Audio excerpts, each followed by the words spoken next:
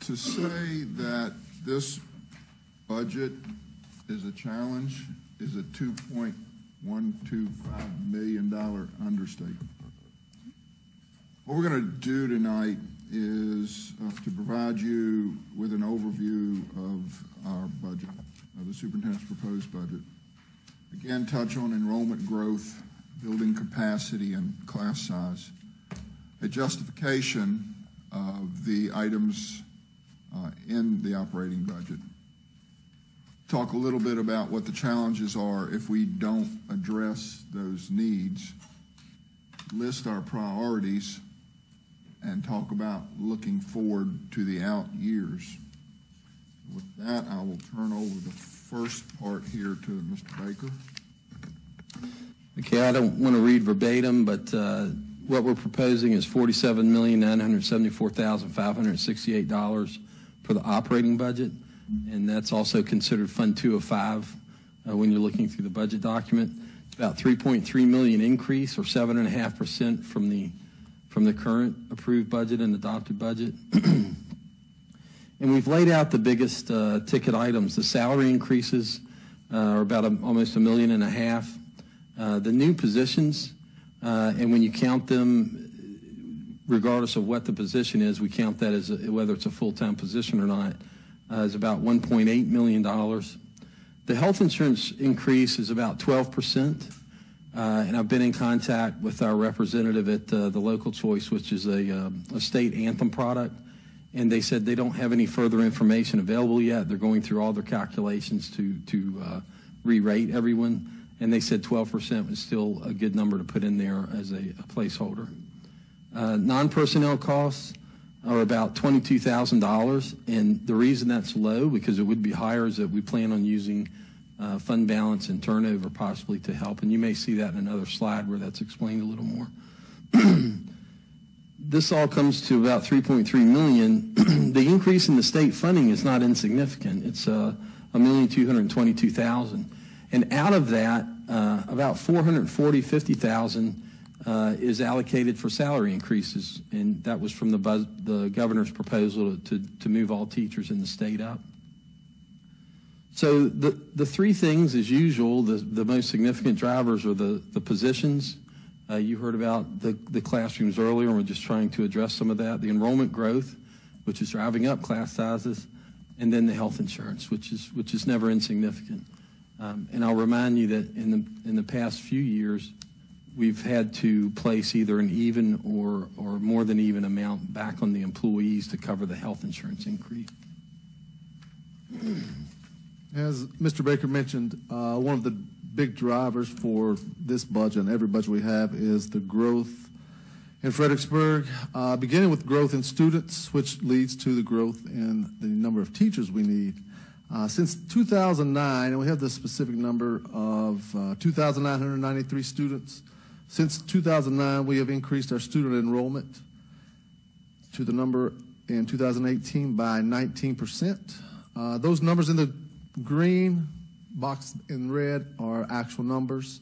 The numbers beyond those years are anticipated.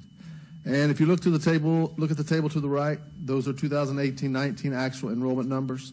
As was mentioned earlier tonight, the 928 students listed at Hugh Mercer, those are K through 2 students. There are additional 68 4-year-olds in the VPI program. So it is quickly approaching 1,000 students. And of course, Lafayette 846, Walker Grant 768, and James Monroe is 1,010.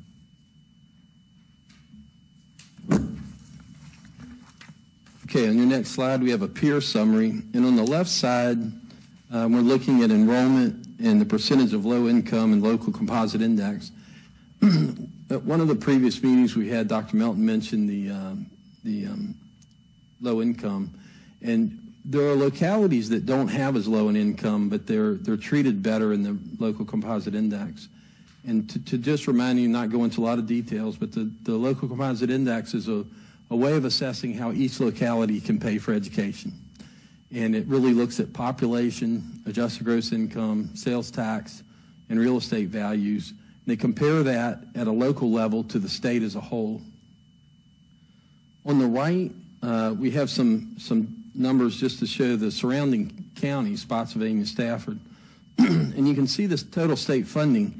So in a sense, Spotsy and Stafford may come out very well off based on the current funding the governor's proposing because they have such a low composite index.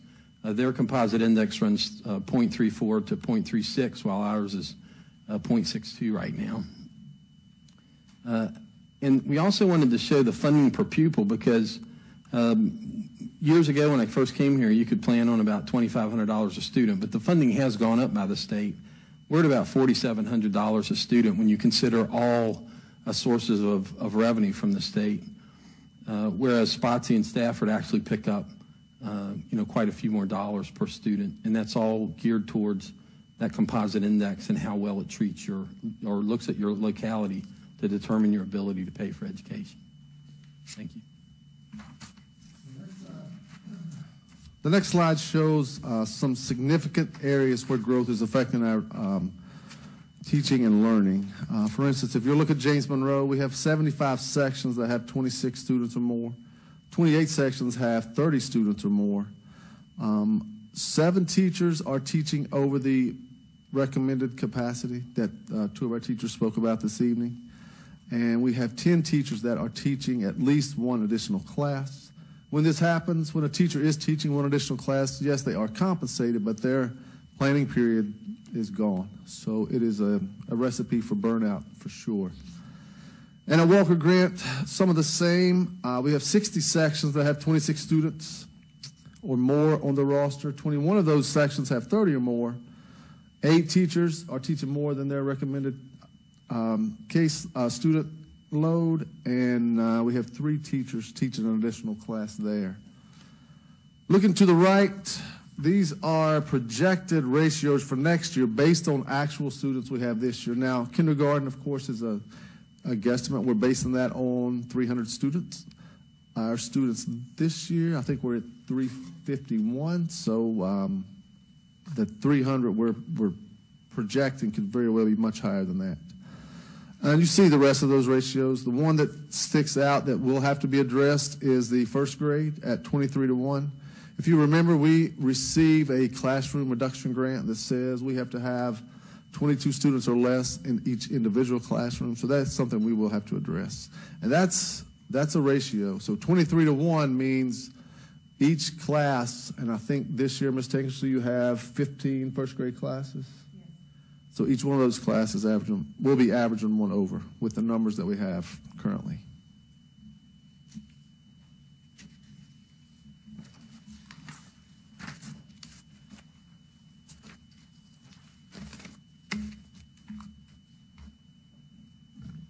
Okay, going over the justification of the total operating budget, as I said earlier, the 5% salary increase comes out to about $1.5 million. We've listed the reasons for those increases. The main one in my mind is to stay competitive. I would like to point out that last bullet point. Every year the percentage increase includes the step in the COLA, because some localities break that up and they don't publicize they're doing a COLA. They'll say the increase is X percent, and they're really just talking about the step. And the way I've always tried to explain this, it's like ragu. Everything is in there. We're not breaking it up and keeping one piece on another page or something. The additional the staff members, again, that's about $1.8 million. The one that concerns me is that we're close to exceeding the standards of quality. And that's, we have a specific funding source, the at-risk money that John mentioned earlier. But the standards of quality, once you exceed that, some penalties kick in. You don't lose all the money in one big felled swoop, but they do put penalties on you. We've already added teachers this year, so part of the staffing that you see in the $1.8 million, it includes 4 positions. I think that was 3 teachers and a pair, if I remember correctly, that we've already added. So we have to cover them before we even add any additional staff. So when we look at 19 positions, it's really 15 positions because 4 of them are already in there. Last thing is that health insurance, and I'll stay on top of trying to get a closer number, but again, that could be a little higher or lower. They're looking at our last 12 months of activity, especially the last quarter, and they're going to factor that in. And once I get the numbers, it should be in a week or two, then I'll make a revision to bring that closer in line to reality. Thank you. So here's what we're looking at. To remain competitive in our region and to abide by apparently the three budgets in Richmond right now all recommend or all include a 5% salary increase, though it's unclear to us at this point what the Senate, how the Senate is going to pay for that or what they're going to require of us over the biennium. When you look at our neighbors, Spotsylvania is recommending a 5%, which over the biennium ends up being a 9% salary increase. So for us to remain competitive, to address things like teacher morale and retention, we have recommended the 5% salary increase. We all know that there's a teacher shortage. We all know that to retain and attract quality candidates, especially the young people, the first thing they look at is the salary scale. Benefits are important to them, but they will look at our salary scale and compare where we start with all of our neighbors. And we have actually lost ground over the last few years on the first few steps of our salary scale to where some of our neighbors, not including Spotsylvania and Stafford, pay more at the first three steps than we do. So we lose quality people to them. We spend a lot of time in professional development. I would say that Fredericksburg does one of the best jobs of any school divisions I've ever seen in training our individuals, but that costs money. So when they come and we train them and then we lose them, we have to start all over again. The additional staff members, frankly, we're playing catch-up. And I feel for the teachers that spoke to us tonight because we haven't been able to hire the teachers we need to put into classrooms to reduce those numbers. It's that simple. Every year we have come forward, the principals have done a really good job of coming forward based on need, not want, for these positions. And every year at the very end, we've had to cut positions that were truly needed due to the financial restrictions that we faced. If we do not add these new positions, then we're going to be in worse shape next year than we are this year. I can see over 100 classes at the high school having more than 26 students. I can see more teachers rather than 14 or 15 teachers who exceed the maximum amount of students. That could grow to 20 or 25 teachers. Those positions are desperately needed, and we're out of compliance. So those are issues that and of course health insurance increase every year. The one thing that I think Mr. Baker and I are pleased about is there's no increase in VRS this year. First time I can remember in 20 years that there has not been an increase in VRS. And I also will tell you that 22 years as a superintendent, this is the highest, the most increase I've ever recommended to a school board to ask from the local governing body. I don't see any way around it.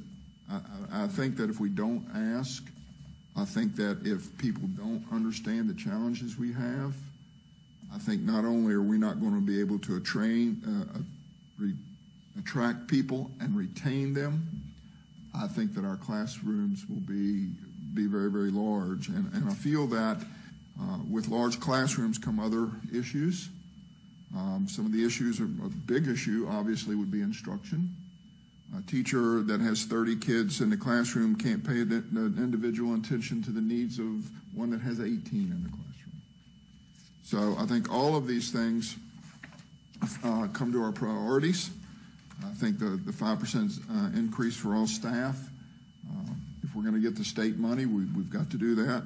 The additional staff members to meet growth within the school division. I mean, if we add 6 classrooms to a school, won't we need teachers. We can't put the kids in there by themselves.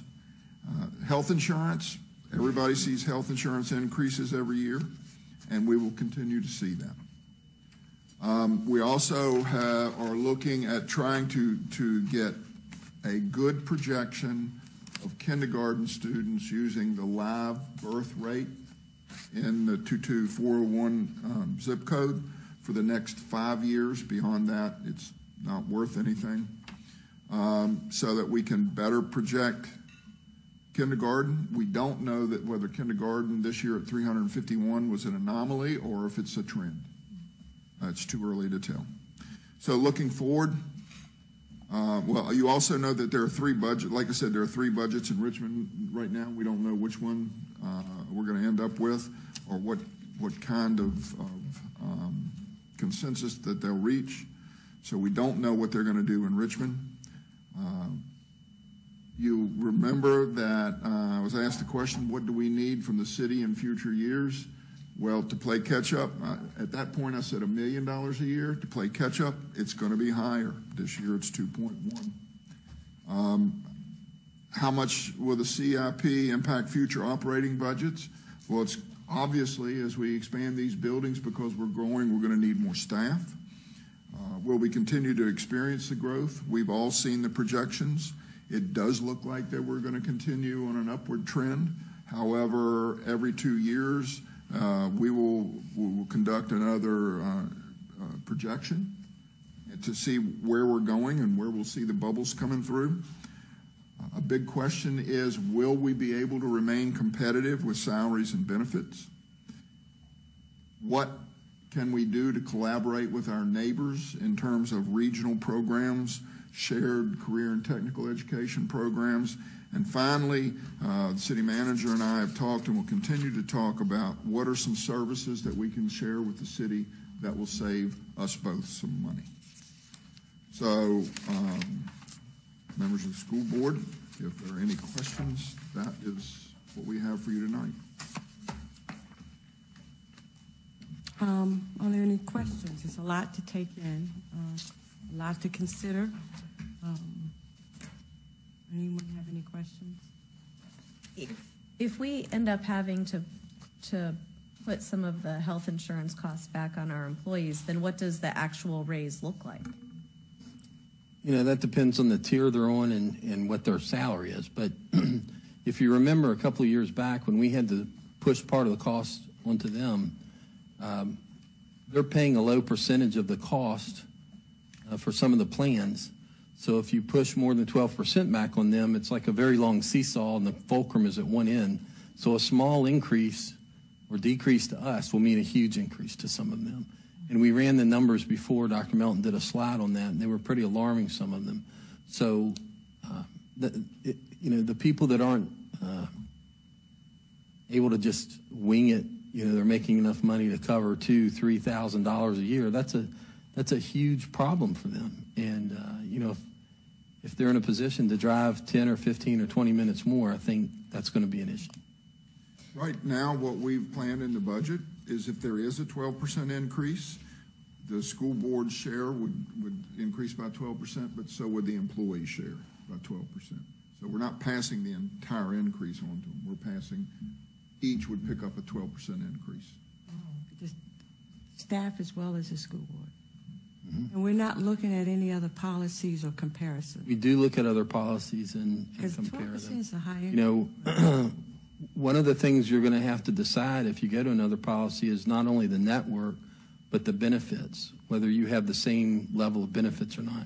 No, I mean, insist on the same level of benefits, but it's worth comparing, only because I just went through this and I was amazed at a lower rate. Sometimes it's the history that you have with your current carrier that causes those increases, and they may be willing to reduce that percentage once they know you are doing. Typically, it's your med loss ratio that the people bidding on will use, but our med loss ratio is not a secret.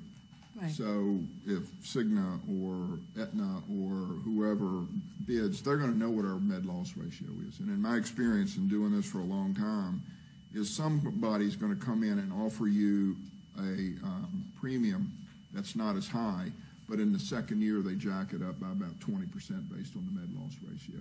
But then you bid it out again. But then you're changing providers every year, and which you talk about teacher retention. Our teachers have told us they would prefer us to keep this plan because of the providers and the network. Yeah, but at a 12% increase, you're recommending a 5% increase. But don't confuse, the 12% increase to them may only be a couple of dollars a month, depending on the tier, right? If they're on the second plan individual, it might be a small dollar amount. Yeah. Or if they're on the HSA.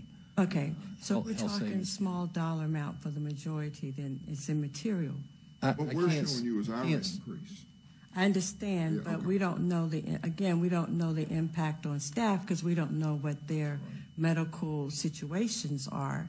And all I'm saying is that if we are fortunate to offer a 5% increase, and then the majority of that increase is being used for increase in health care costs, we haven't done anything in trying to keep retention here because I'm still packing up and moving on because of both situations now. It's just something to consider. It may be worth doing a little bit more research on the impact the increase would have on staff. I think we can do that same analysis this year, but if Okay. you look back, I think it was maybe 2 years ago, we did that analysis in great detail. And we actually broke out by, I think, an average teacher pay and how much it was. And so once we have our rates, we can break out every one of the tiers and tell you exactly what the increases are. That would help us relax. We should have this mid-March.